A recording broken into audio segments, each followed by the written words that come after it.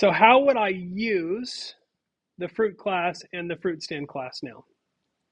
Well, I've got this code, which doesn't fit the paradigm now because when I was creating these fruit instances, I was just putting them in variables. So what I want to do now is I want to actually add them to the fruit stand. So the first thing I want to do is create my fruit stand. And that's going to equal a fruit stand object. So now I have my fruit stand, and I can add fruit to that fruit stand.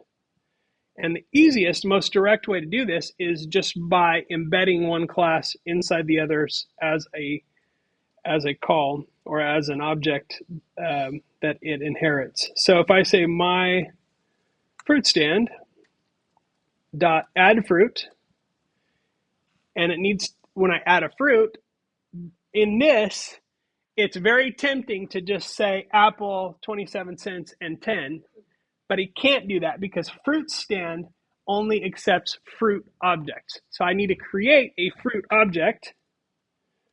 So I'm going to say it's a fruit, and then I'm going to give it that.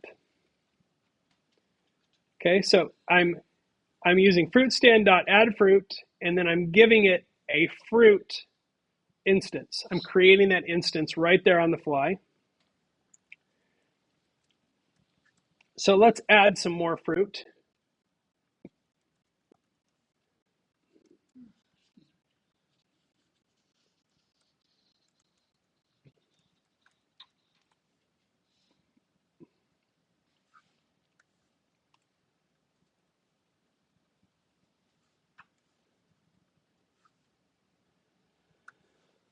Okay, and then with my fruit stand object populated with fruit now, I can do things like list fruits.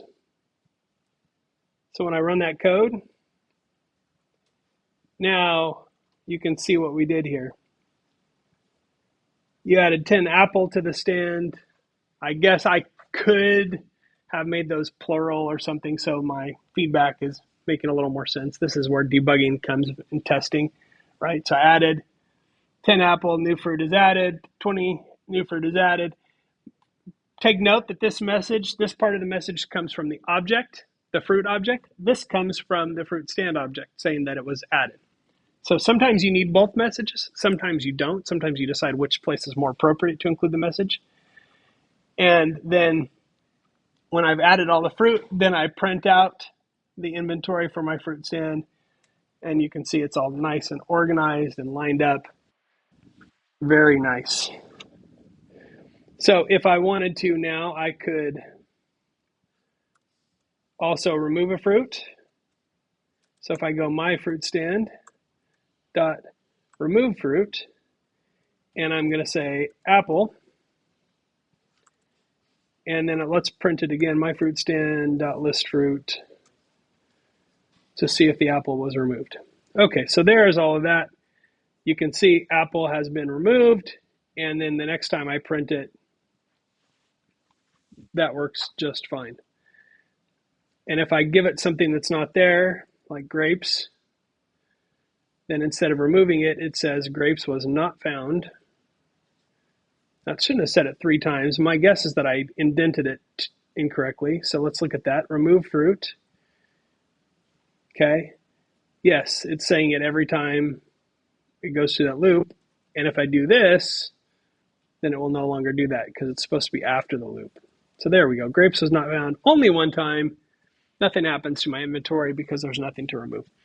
Okay, so these are the objects, and these are some basic ways that you can use those objects. What I want you to do with your playlist assignment, and the playlist, hopefully you're getting it, you're sort of internalizing that this is the equivalent of a song in the playlist, and this is the equivalent of a playlist. So the song and the playlist objects are going to be very similar to fruit and fruit stand with some minor differences.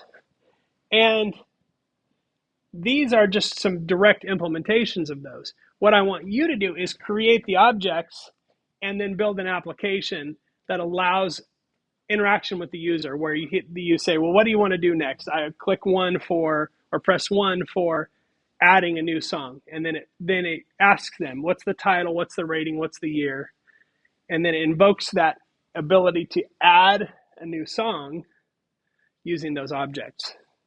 So that is the object-oriented playlist application. That's the assignment. And hopefully the code that's already on Canvas, which is very similar to this, maybe not exact, like I said, but kind of close enough that I think it'll work for you, will help you sort of get your mind around how to build those classes.